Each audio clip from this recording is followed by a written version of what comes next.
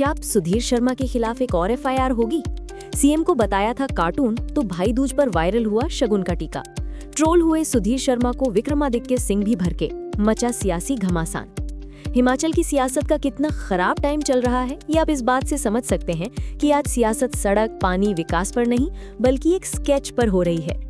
दिवाली के बस 2 दिन बाद धर्मशाला से भाजपा विधायक सुधीर शर्मा ने मुख्यमंत्री सुखविंदर सिंह सुक्खू की एक तस्वीर सोशल मीडिया पर साझा की और उस तस्वीर के साथ लिखा, प्रदेश के इतिहास में पहली बार कार्टून का स्केच। बस फिर क्या था, राजनीति में जैसे बारूद गया हो तब से लेकर अब तक हिमाचल की राजनीति में कार्टून सबसे चर्चित शब्द बना हुआ है। और अब इस विवाद में विक्रमादित्य सिंह भी कूद पड़े हैं।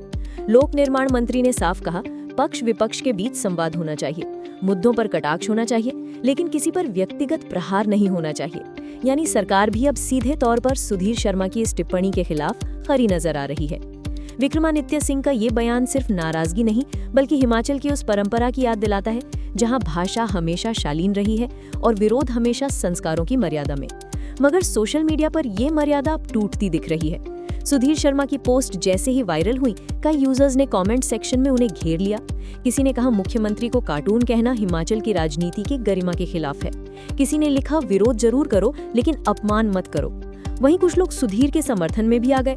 उनका कहना है कि ये राष्ट्रपति कॉन्ग और सत्ता पर व्यंग्य करना लोकतंत्र का हिस्सा है। लेकिन विवाद यहीं खत्म नहीं हुआ। भाई दूज के दिन कांग्रेस समर्थकों ने पलटवार कर दिया। सोशल मीडिया पर एक और तस्वीर वायरल हुई जिसमें सुधीर शर्मा को साड़ी पहने माथे पर टीका लगाए कार्टून के रूप में दिखाया गया और उनके पीछे लिखा गया शगुन का टीका। यानी जिस दिन सुधीर ने मुख्यमंत्री को कार्टून कहा, 2 दिन बाद उसी अंदाज में उन्हें खुद कार्टून बना दिया गया। उधर मुख्यमंत्री के प्रधान मीडिया सलाहकार नरेश चौहान ने सुधीर शर्मा की पोस्ट को दुर्भाग्यपूर्ण बताया। उन्होंने कहा कि सीएम के पद की अपनी गरिमा होती है, इससे ठेस नहीं पहुंचनी चाहिए। किसी वर्ग की समस्या को लेकर आवाज उठाएं, लेकिन व्यक्तिगत टिप्पणियां मर्यादा के खिलाफ है। जिस पर निशाना साधते हुए सुधीर शर्मा ने अगला पोस्ट लिखा, पहाड़ी में ऊंट तना से बोरे बिना से। साफ संकेत की सियासत का रंग अब और तेज होना तय है और वो पीछे नहीं हटेंगे। इस बीच युवा कांग्रेस ने कड़ी चेतावनी दी है कि अगर सुधीर शर्मा ने सार्वजनिक रूप से माफी नहीं मांगी तो सड़क पर उतरेंगे और उनका घेराव करेंगे। युवा कांग्रेस का कहना है कि ये राजनीति नहीं बल्कि संस्कृति और मर्यादा पर प्रहार है। ऐसे तेवर से मामला कानून व्यवस्था का रूप ले सकता है और इसलिए एफआईआर की मांगे तेज हो रही हैं। सोशल मीडिया ने इस मामूली शुरुआत को बड़ा बना दिया। कटआउट और शायराना तंज ने कई मुद्दों को गायब कर दिया। एक तरफ जो सत्य है वो ये कि नेता जनता के बीच सवाल होना चाहिए, दूसरी तरफ सच ये भी कि सवाल उठाते हुए भी मर्यादा बरतना जरूरी है। लेकिन यहाँ बात सिर्फ मर्यादा की नहीं रह गई है। ये सवाल बन गया है कि क्या हिमाचल की राजनीति का स्वर बदल गया है? क्या वही संस्कृति जो कभी हमारी पहचान थी अब सोशल मीडिया की भीड़ में खो गई है? क्या नेता मुद्दे छोड़कर निजी तंजों में उलझे हैं? और अगर ऐसा हुआ तो जनता को क्या मिलेगा? हमारे सामने जो तस्वीर आती है वो ये है कि 2-3 पोस्ट से सियासत का केंद्र बदल गया। सड़क, राजमार्ग, पानी की समस्या, बिजली, स्वास्थ्य, ये मुद्दे पीछे छूट गए और एक स्केच की लड़ाई आगे आ गई है। चुनावी विमर्श की दिशा बदल गई है, मुद्दों की जगह शब्दों का टकराव ले रहा है। ये लोकतंत्र के लिए अच्छा संकेत तो बिल्कुल भी नहीं है। इस पूरे प्रकरण ने मीडिया की भूमिका को भी नया आयाम दिया।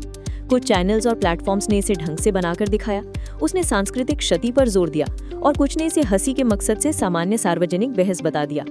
परिणाम वही हुआ जो सोशल मीडिया के युग में दिनचर्या बन गया है। मुद्दे विभक्त हो गए और ध्यान विचलित हो गया। हम ये मानकर भी नहीं चल सकते कि ये बहस केवल सुधीर और सुक्खू के बीच की है। ये उस बड़े ट्रेंड की कहानी है जहां राजनीति या मीम्स और कटाक्ष का आकार ली जाती है। अब ये स्पष्ट है कि राजनीतिक अखाड़े में हर शब्द का मोल अब बदल गया है। नेताओं को समझना होगा कि सोशल मीडिया पर लिखी एक पंक्ति कुछ ही घंटों में पूरे समाज तक पहुंच जाती है और उसका प्रभाव दीर्घकालिक होता है। इसलिए जिम्मेदारी सिर्फ प्रशासन या विरोधी दलों की नहीं, हर उस व्यक्ति की है जो सार्वजनिक मंच पर बैठकर कुछ कहता है। कानून अपना काम करेगा, पर उससे पहले समाज को भी ये तय करना होगा कि वे किस तरह की भाषा को सहन कर सकता है। अगर मर्यादा का संरक्षण नहीं हुआ तो ये चलन अन्याय, बदनामी और विभाजन को जन्म दे सकता है।